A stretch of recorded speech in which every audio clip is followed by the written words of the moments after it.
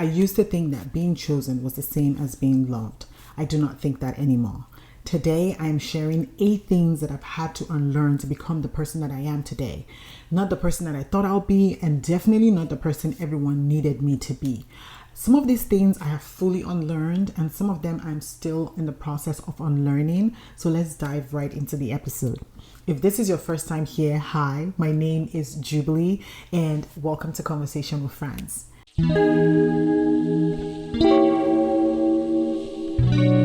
This podcast is exactly what it sounds like. It is real, honest conversation around womanhood, motherhood, and reinventing yourself in real time. So I do have some notes that I put on my phone just so I can keep track of what it is that I'm talking about, and so that way I do not miss a point.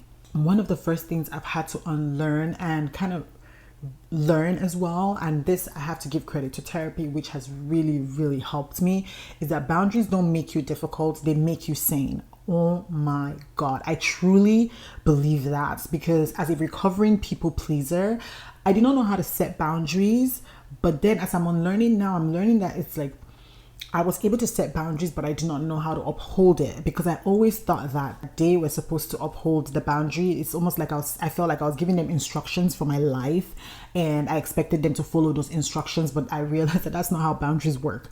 Boundaries are the things that you set for yourself, and you have to uphold those boundaries, because people will continue to test those boundaries and see how far they can go. Also, if people are used to you just like, oh, I can just walk over her, or I can just do whatever, people get used to that. And so when you set a boundary, it's so new to them, and sometimes it takes a little bit of adjusting, which is a thing that I've learned, because before I'm like, oh my God, that's not a boundary, you're not following it, I'm cutting you out. No, it just takes time for people to adjust to your boundary. But as long as you keep upholding your boundary, people who love you and care about you will respect it.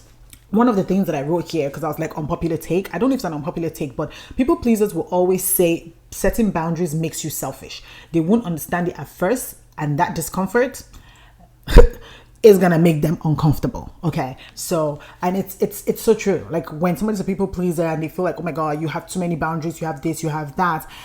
Yeah, I do, because I need to protect my peace and I need to protect myself.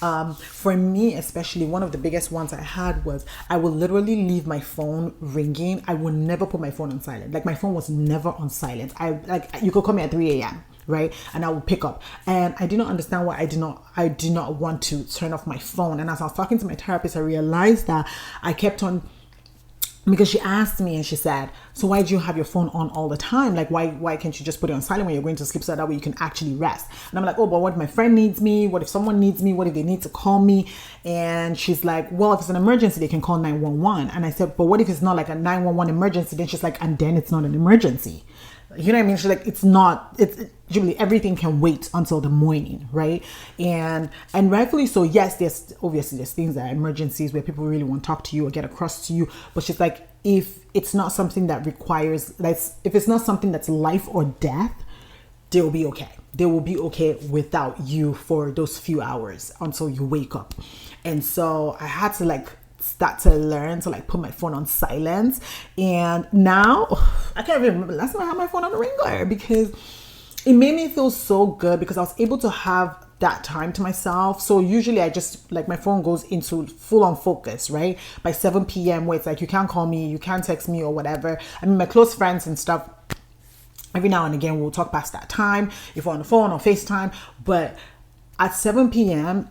a random person cannot just call me or just text me or whatever. And it helped me a lot, because it gave me time. It allowed me claim my time for myself as well.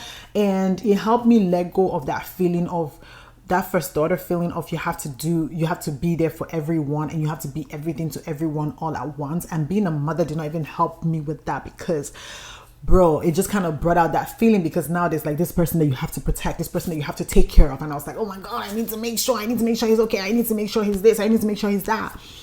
But now, you don't make sure any of that, lady. You're okay. If you're okay, then you're able to show up for everybody else. So truly setting boundaries and understanding that my boundaries are very important for my own sanity. And that's what keeps me sane and keeps me going, and actually allows me show up for the people that I care about even better and more.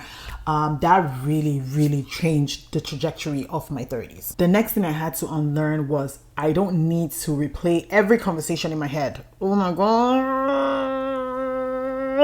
Because honestly, overthinking sometimes feels like so productive because you're thinking in your head, like you're breaking it down, you're trying to, like, you're seeing it from different angles, you're seeing it from different perspectives, you're seeing it. No. I just realized that overthinking takes too much of my energy and it drains my soul, which I hate. Like, how are you able to drain my soul so much? But yes, so I try not to overthink the conversation, and I try to just have real, honest communication with people, my friends, people that I love, people that I care about. One of the things that I had to learn, or rather, one of the things that helped me with this one, is that I learned that I cannot be friends with people who are passive aggressive. I cannot be friends with people who do not communicate very clearly what it is that they are feeling, because then you put me in the position of overthinking, and then you put me in the position of wondering what's going on, and then I'm like spiraling in my head, and I cannot afford that for myself. So it's so important that I am around people who are clear communicators, people who are very self-aware and very aware of themselves and understand themselves clearly, and are able to like communicate what it is that they're feeling, what it is that they're going through, what it is that, you know, if I've offended them, they're able to just have clear communication with that. So I had to like unlearn like the overthinking part. And in order for me to not overthink, right, things, I try not to overthink things, right? But in order for me also to not overthink things, I had to set a boundary of I cannot be friends with people who are passive aggressive, because that's not good for me as a recovering overthinker. This one I'm still working on, as you can tell. If you cannot tell from this episode, I'm still working on that one. And I'm still unlearning the overthinking part and just letting things be what they are. But yeah. The next thing I had to unlearn, or I'm still in the process of unlearning, is therapy isn't something you do when you're broken. It's something that you do when you want to stay whole.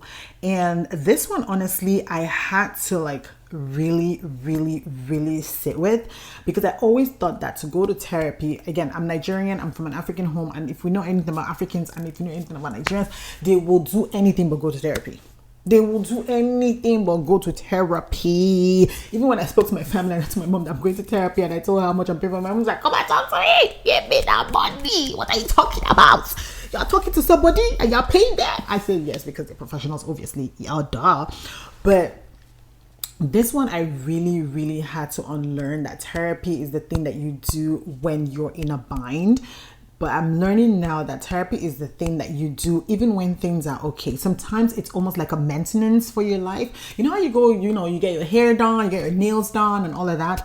I'm not trying to compare it to all of those things, but point is, when you have like your maintenance day, therapy is like the maintenance, the thing that keeps the engine going, right? The thing that kind of keeps momentum in your life. And so I've had to learn that I'm not going to go to therapy only for the times when things are shitty and things are bad. And I've even applied that even to my relationship too. It's like, I want us to be able to talk to a therapist, not when things are bad. Like, I want us to be able to talk to a therapist even when things are good. Like, you know what I mean? Just talk about things, let things off your chest, figure out how to navigate life, navigate your relationship. And I also think that you don't have to be in therapy forever, meaning you don't have to be in therapy like for the rest of your life. No, I think you can be in therapy. You can take a year to do therapy, and then after that, take a break from being in therapy, especially if you're doing it for maintenance. Just take do a year of therapy and then take some time off, and then you can come back to it again.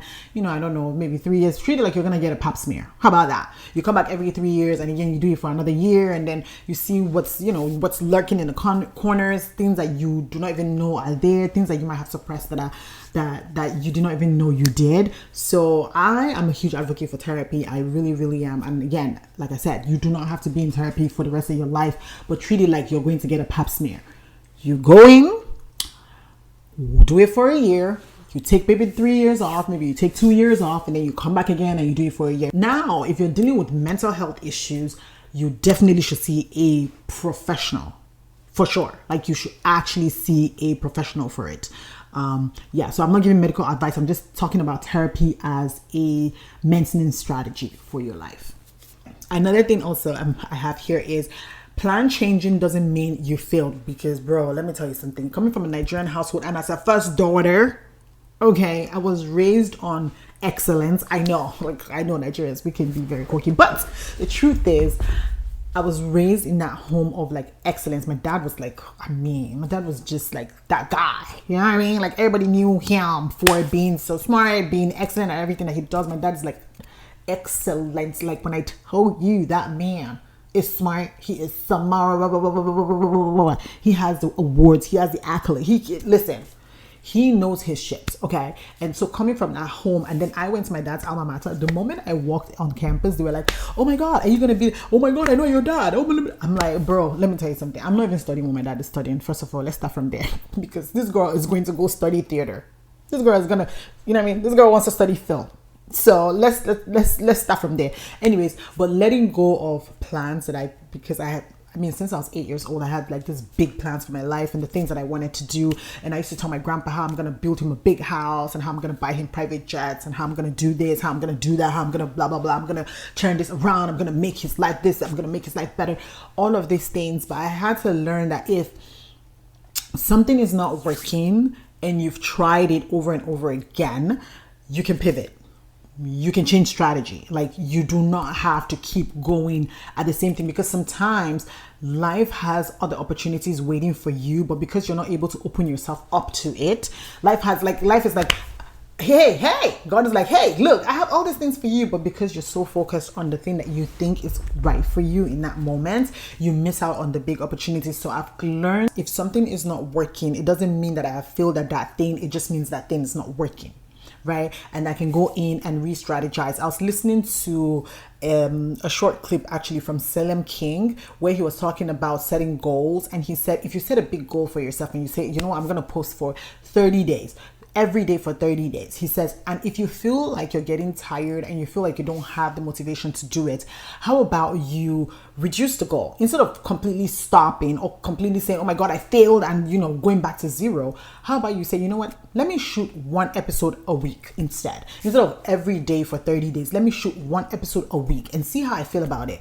And that kind of still allows you do the thing, meet the goals, go through the motions, but also allows you the opportunity to still like flex and exercise that muscle of consistency, right? Because going back to ground zero or going back to like, oh my God, I failed completely, it's actually not real, because all the experience you've carried from that failure, all the things that now you know what doesn't work, now you know what doesn't align, now you know what it is that's not going to work for you. And so moving into something else, or if you pivot or you just kind of change strategy as opposed to what you were applying, you have learned lessons from that. So I've come to learn that because I'm not doing something, or something is not going the way that I wanted it to be, and I'm letting that thing go, doesn't mean that I failed at it. I have taken the experiences that I have from it and I will apply it into my next project or whatever it is that I am doing.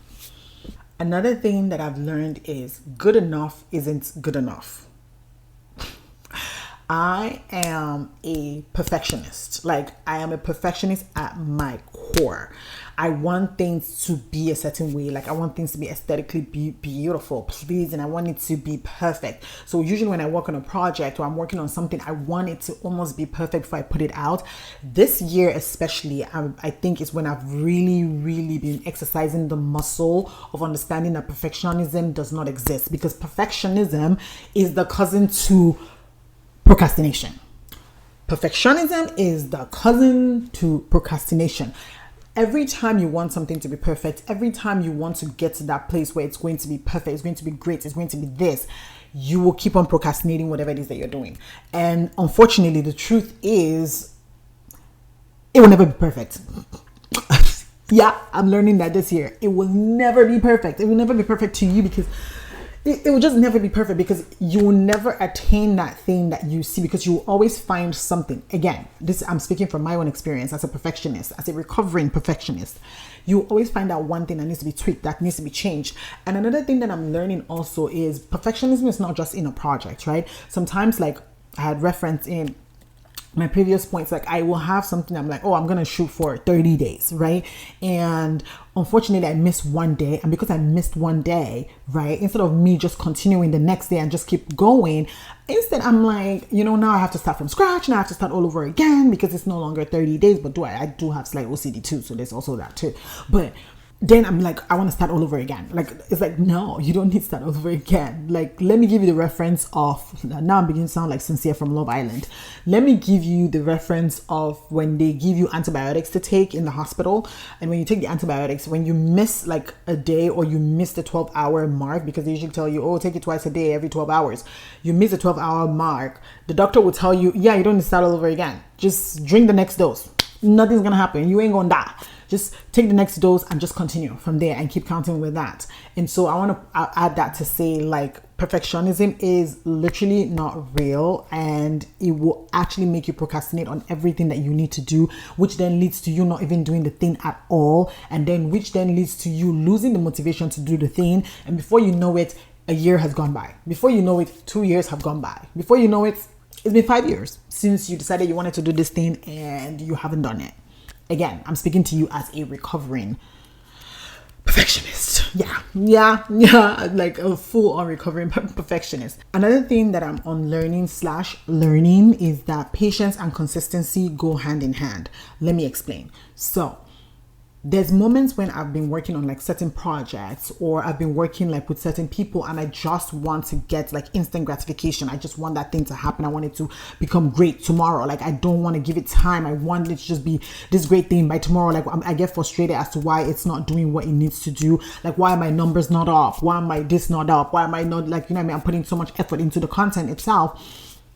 Or even when we're like doing films and stuff, or when we're shooting, I'm like, oh, we're doing all of this and we're putting all of this effort. Why are we not getting the results? But I'm learning that consistency is what will get you there. And you have to be patient, because unfortunately, if you want something that's sustainable, something that will outlast you, something that you want other people to come back to 5 years from now, 10 years from now, and look at and still get value from, you have to be patient, and you have to build the muscle of consistency, because the more consistent you are, the better you are at that thing. Because the more, imagine if you took like a speaking class, right? Or let's just say, imagine you practice like talking to the camera every day for 10 minutes.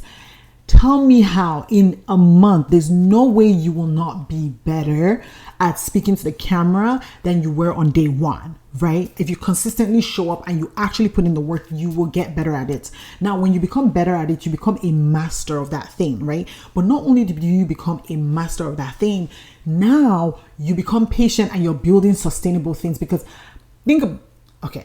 I want to do another reference. Think about it. When you meet someone for the first time, in friendships, relationship, whatever it is, it takes time for you to be able to build trust with them. It takes time for you to be able to like, oh, you know what? I like this person. We're building trust. You're getting to know them. You're getting to understand them. You're like, oh, okay. And then after a while, you're like, oh, okay. You know what? Now we can be boyfriend, girlfriend. Or after a while, you're like, oh, I can be in this relationship with you. It's the same way too when you apply it into the things that you do and the work that you do, or the way that you show up for yourself. You have to be consistent with it.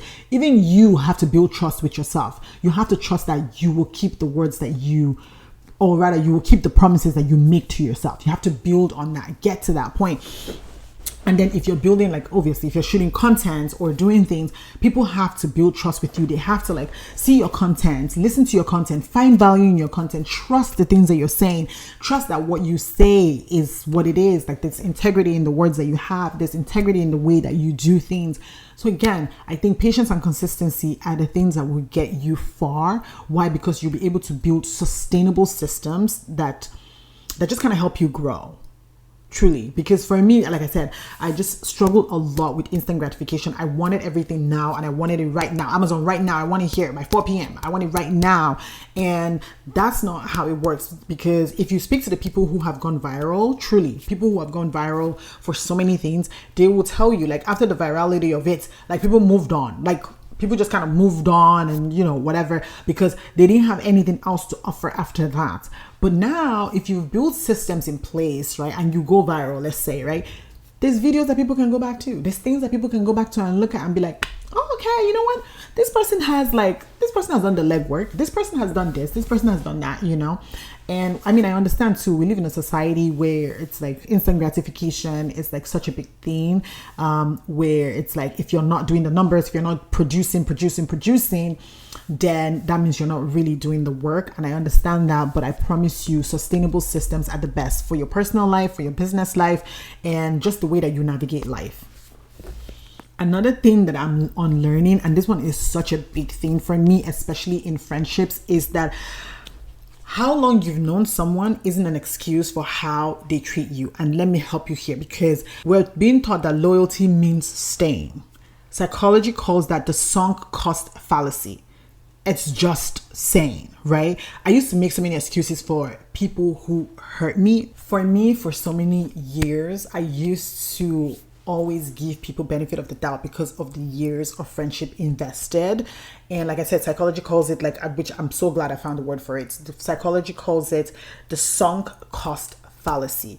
This is the idea that because you've invested so much time into something, then you cannot walk away from it, or you're not going to leave it, right? And I'm putting it in terms of like friendships. So for me, it's like, oh my God, I've known this person since I was 6. I've known this person since I was 2. I've known this person since I was, I don't know, since I was 1. I've known this person like my entire life. But I'm beginning to learn now that because you've known someone for so long, or because they've known you for forever, or because you've invested so much into the friendship, like you've invested years, you've invested time, you've invested all of these things, you do not deserve to be disrespected and treated bad by that person who is your friend. Like, no. You're allowed to walk away from those kind of things and those kind of friendships, because I truly, truly, truly believe in my heart of hearts that you have not met all the people who will love you. And I am a true testament to that. I literally, in every phase of my life, I have met people who have poured into me, people who have shown up for me, people who have truly, truly just been incredible in my life. So I truly know that I truly believe that you've not met all the people who will love you. Do not let people disrespect you or treat you badly, or actually not even actually not respect your boundaries. But you keep on sticking there with them because of the time invested, because of the years like that you've known them. That means nothing. At the end of the day, you need to protect yourself. You need to protect your mental health. You need to protect the way that you navigate life. So I'm saying to you, please, please, please, years invested in a friendship or a relationship means nothing if it will cost you your peace, if it will cost you your mental health, if it will cost you, I don't know, if it will cost you anything. Like it's not worth it, because people who love you, people who care about you, people who show up for you, and people who genuinely just want you to succeed will not disrespect you and will not treat you badly, and will be able to communicate very clearly if there is an issue. They will not be passive aggressive towards you. Truly, I please. And finally, being chosen doesn't mean you're loved. It's such a hard truth, right? It really is. I put here for myself, I said, unpopular take. We're taught to prove our worth through selection. Some of us will never be chosen. That doesn't make us less valuable. But here's the thing also, it's like, why does somebody have to choose you as well to give value to your life? I had to ask myself that question. Why must I be chosen? I'm not someone who has struggled with the idea of being chosen, especially in a relationship, because I've never really prioritized romantic relationships in my life. I've mostly prioritized my friendship with my girlfriends, which is why now I have my core girls that I love so much, and I continue to pour into, and they continue to pour into me as well. But I think it's one of those things where society has this thing for women, where we're teaching women to do the thing, live the life a certain way. If you do the thing, you live the life a certain way. If you're good, if you're kind, if you're this, then a man will choose you. Then a man will choose you at the end. Oh, you will get chosen. And if you're not chosen, it means that there's something wrong with you. And I'm here to tell you there is nothing wrong with you, honey. Okay? Being chosen doesn't mean love, because someone is chosen. Someone will still choose you and still maltreat you. A man will choose you and still maltreat you. Will still clip your wings and cut it for his own ego, his own whatever. So being chosen doesn't mean nothing. And also, I think that there's this imaginary timeline that society has put on women where it makes us feel like we have to do things by a certain time. I mean, yes, biologically, yes, your eggs kind of the older you get, obviously, the less viable your eggs are. But then it's but why do I also have to rush it though? Why do I have to rush that decision? Why can't I just make that decision later in life? I understand what the consequences are, and that's fine. But there's this imaginary timeline that we put on women, this imaginary thing that we put on women, like, so that way you have to do this, you have to be this by this time, you have to do this by this time, you have to be all of these things, you have to be everything all at once to everybody. God damn, do we even have time to breathe? Seriously, do we have time to breathe? I'm just kidding, but seriously, so I'm here to remind you that you're working on your timeline. Like, honestly, remember to pour into yourself. Remember to do the things that work for you, not the things that other people think work for you, not the idea that you have in your head of what you think will work, but the things that actually feel good to you, things that actually work for you. And if something is not working, you have the ability and permission to reinvent yourself. You have the permission to actually change your mind about things. Like, if something, you don't like something anymore and something's not working for you, you have permission to actually reinvent yourself. So go ahead and reinvent yourself. You can reinvent yourself 20 million times, and it's never too late to start all over again.